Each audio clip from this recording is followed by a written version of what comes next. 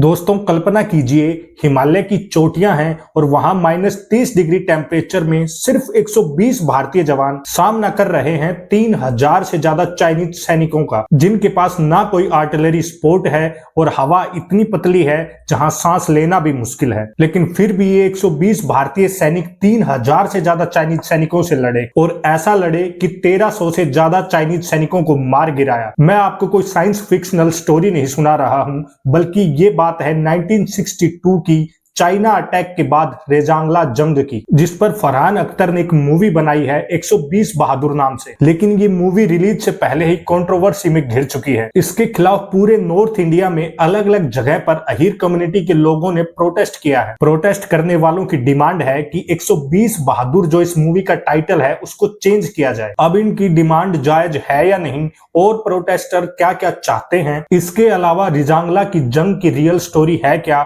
ये सब कुछ आपको डिटेल में इस वीडियो में बताऊंगा। लेकिन उससे पहले इस वीडियो को लाइक कर लें, चैनल को सब्सक्राइब कर लीजिए बेल आइकन के साथ। दोस्तों 1962 का साल भारत के लिए एक ब्लैक चैप्टर की तरह है। आजादी के 15 साल बाद ही चाइना के साथ बॉर्डर डिस्प्यूट बिल्कुल चरम पर था। दरअसल 1950 के दशक से ही लगातार चाइना और भारत के बीच टेंशंस इंक्रीज कर रही थी, जिसका परिणाम यह हुआ कि 20 अक्टूबर 1962 को अचानक चाइना ने भारत के ईस्टर्न सेक्टर यानी अरुणाचल प्रदेश और वेस्टर्न सेक्टर यानी लद्दाख एरिया के अंदर हमला कर दिया। यहाँ भारत सरकार को कानो कान खबर तक नहीं हुई कि चाइना भारत पर इतना बड़ा अटैक प्लान कर रहा था। इस पूरे अटैक के अंदर चाइना ने तेजी से एडवांस किया और आज जिस एरिया को हम अक्साई चीन कहते हैं वो पूरा एरिया कैप्चर कर लिया। अब 19 नवंबर 1962 को चाइना की आर्मी चुशूल वैली के करीब पहुंच गई। चुशूल वैली लद्दाख एरिया का एक स्ट्रेटेजिक पॉइंट है। अगर चीन यहां कब्जा कर लेता तो बहुत आसानी से लेह पर भी कब्जा कर सकता था। इसलिए लेह पर कब्जा करने के लिए चाइना के लिए जरूरी था चुशूल वैली पर कब्जा करना, और इस वैली के एरिया को कैप्चर करने के लिए जरूरी था कि चाइना रेजांगला पास को कैप्चर करे। ये पास करीब करीब 16,000 फीट की हाइट पर है और यहाँ इतनी ठंड होती है कि शरीर के अंदर ही हड्डियां टूटने लगती हैं। ऑक्सीजन लेवल यहाँ 50% से भी कम रहता है। अब लड़ाई के दौरान इस पूरे एरिया को 114 इन्फेंट्री ब्रिगेड को होल्ड करना था, लेकिन कम्युनिकेशन ब्रेकडाउन की वजह से कुछ कंपनीज आइसोलेट हो गई और इन्हीं कंपनीज में से एक थी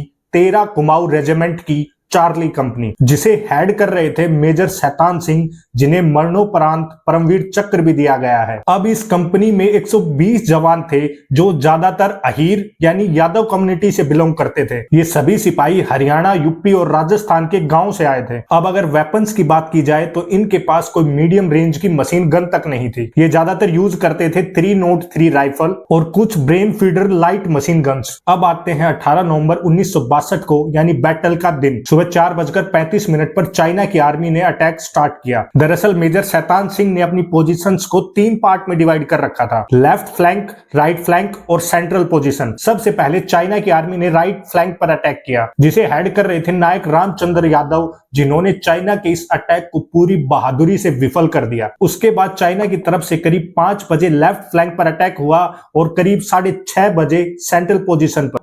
इसके बाद रेजांगला की जंग का नतीजा क्या रहा और क्या सिर्फ 120 बहादुर इंडियन आर्मी के सोल्जर्स चाइना की इतनी बड़ी फोर्स को रोक सके या नहीं, इस बात की गवाही आज भी रेजांगला के अंदर लहराता हुआ तिरंगा दे रहा है। लेकिन ये जंग अपने आप में अद्भुत थी। चाहे भारत 1962 की जंग हारा हो, लेकिन रेजांगला की जंग ने वो वीरता की गाथाएं दी हैं जो भारत शायद ही कभी भूल पाए। 16,000 फीट की हाइट और -30 डिग्री टेम्परेचर में अपने से कई गुना बड़ी फोर्स को इंडियन आर्मी के सिर्फ 120 सोल्जर्स ने न सिर्फ हराया, बल्कि एक ऐसा एग्जाम्पल सेट किया जो पूरी दुनिया में शायद ही कहीं दूसरा मिले।